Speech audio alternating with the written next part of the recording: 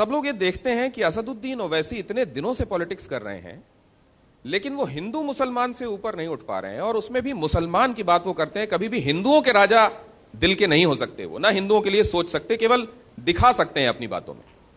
नहीं, देखिए, इस देश में तो जो 2019 में जो आंकड़े आए, CSDS का आंकड़े आए कि बीजेपी को 37% हिंदू वोट मिला। प्रधानमंत्री ने अपनी 2014 की पहली तकरीर में कहा था कि क्या कहा था कि 1200 साल की गुलामी के बाद सत्ता मिली। फिर प्रधानमंत्री ने कह दिया कि कपड़ों को देखकर पहचानो। प्रधानमंत्री का स्टेटमेंट है कि कब्रस्तान, शमशान, ये रमज़ान, ये सब कौन बातें कर रहे हैं? 80-20 की बात कौन किया उत्तर प्रदेश के चुनाव में, बताइए आप। लोग ये कहते हैं कि अगर वाकई सबकी सोचते, हर किसी को जो वंचित है उसके बारे में सोचते, जाति नहीं देखते, केवल इंसान देखते, तो पार्टी का नाम ऑल इंडिया ही काफी था, फिर इत्तेहादुल मुस्लिमीन आगे लगाने की जरूरत नहीं पड़ती। देखिए, मैं फिर आप मेरे ख्याल से ये आपके साथ मेरा कई इंटरव्यू माशाल्लाह हुए और इंशाल्लाह ज़िंदगी बाकी रही तो फिर आप हमारा इंटरव्यू करते रहेंगे। मैं आपको उस वक्त भी कहा, आज भी कह रहा हूं कि जो कोई भी पॉलिटिकल पार्टी इलेक्शन कमीशन में रजिस्टर करती है, उसको ये सॉलम एफर्मेशन देना पड़ता है कि भारत के संविधान को मानती है, नंबर 1। दूसरी बात यह है कि जब आप मेरी पार्टी के नाम से आपको या दूसरों को तकलीफ हो रही है, तो शिवसेना के नाम से तकलीफ क्यों नहीं हो रही है? अकाली दल के नाम से तकलीफ क्यों नहीं हो रही है? DMK, ऑल इंडिया AIDMK के नाम से तकलीफ क्यों नहीं हो रही है? TRS के नाम से तकलीफ क्यों नहीं हो रही है? तेलुगु देशम के नाम से क्यों तकलीफ नहीं हो रही है? बताइए, ये सब भी तो पॉलिटिकल पार्टी है। तो मतलब आप टिट फॉर टैट में भरोसा करते हैं, आप इसके लिए वो गिना देना चाहते हैं। आप इस देश की अम्ब्रेला पार्टी बनने में और सबके लिए सोचने में यकीन नहीं रखते, क्योंकि आपके पास उदाहरण है कि फला भी तो कर रहा है, ठिकाना भी तो कर रहा है इस तरह की राजनीति। नहीं, मैं ये नहीं कह रहा हूं। मैं ये कह रहा हूं कि भारत के संविधान में राइट टू इक्वालिटी एक फंडामेंटल राइट है। तो इक्वालिटी का मतलब ये नहीं है कि ताकतवर और ताकतवर हो जाए। इक्वालिटी का मतलब यह है कि जो कमजोर है वो ताकतवर के बराबर हो जाए।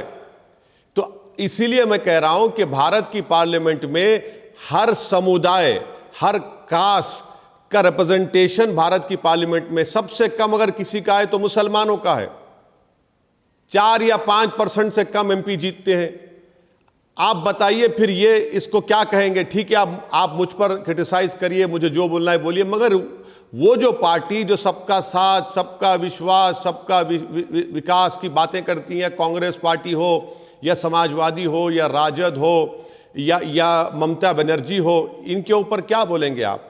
और बात आई ममता बनर्जी की, तो ममता बनर्जी ने 2 बड़े अहम स्टेटमेंट दिए पिछले 15-20 दिन में। एक, उन्होंने कहा कि मैं RSS को गलत नहीं मानती। दूसरा, उन्होंने कहा कि मैं देश के प्रधानमंत्री से मुतमईन हूं। अब आप ये बताइए फिर कौन सी राजनीति हो रही है देश में? क्या ये पार्टीज BJP RSS से मुकाबला कर पाएंगी? यही तो बात हम हमारे उन सेकुलर जहन रखने वाले हिंदू भाइयों को, दलित भाइयों को, अल्पसंख्यक समाज के मुसलमानों को, आदिवासियों को बता रहे हैं कि आप समझिए इन लोगों को, इन पार्टीज को समझिए, इनके दोहरे चेहरे हैं। नहीं तो क्या यह जरूरी है कि कोई अपने देश के PM से हमेशा विरोध की मुद्रा में ही रहे, वो कभी भी मुतमईन होके ना दे? आप तो मोदी जी का नाम भी ठीक से नहीं पुकारते, उनको मोदी कहते हैं। क्या यह जरूरी है कि किसी के नाम के साथ ये खिलवाड़ किया जाए? बिल्कुल नहीं, बिल्कुल नहीं। मैं देश के प्रधानमंत्री हैं, हम प्रधानमंत्री की रिस्पेक्ट करते हैं। हमारे इख्तलाफात हैं, जिंदगी भर रहेंगे। मगर क्या आपने राम मनोहर लोहिया को नहीं देखा या उनकी किताबें नहीं पढ़ी कि लोहिया ने जिंदगी भर हर एक जो सत्ता में पार्टी थी उनकी मुखालिफत की?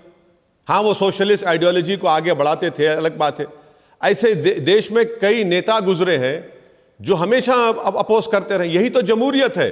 देखिए, अगर आप ये समझ रहे हैं कि मैं देश के प्रधानमंत्री के लिए गाने गाना शुरू कर दूं, वाहवाह करना शुरू कर दूं, जिंदाबाद के नारे लगाना शुरू करूं, तो फिर ये तो चमचागिरी होगी, ये मुनाफिकत होगी, ये तो गुलामी होगी।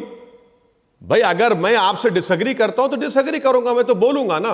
अगर कोई कहेगा नहीं आप देश के प्रधानमंत्री को, हां आप वही तो कह रहे हैं, मैं ये नहीं कह रहा हूं, आप वही तो कह रहे हैं। नहीं, मैं ये कह रहा हूं कि आज TV9 भारतवर्ष के इस मंच से एक प्रॉमिस आप कीजिए कि मोदी जी को मोदी कहेंगे, मोदी नहीं। बोलिए। मैंने जो भारत की जनता से वादा किया है कि जो भी फासिस्ट कम्युनल सरकार होगी मैं उसके खिलाफ काम करूंगा। मैंने हैदराबाद की जनता से जो वादा किया है कि मैं हैदराबाद को फैसिज्म से बचा के रखूंगा, उस वादे की निभाने की कोशिश कर रहा हूं। देश की जनता को जो मैं वादा किया मैं उसको पूरा करूंगा। आपने सवाल कर सकते ना, मुझे आपके वादे की, आपको वादा करने की जरूरत है। मोदी कहने में भी डा का इस्तेमाल कर रहा हूं, मैं डा का नहीं कर रहा हूं।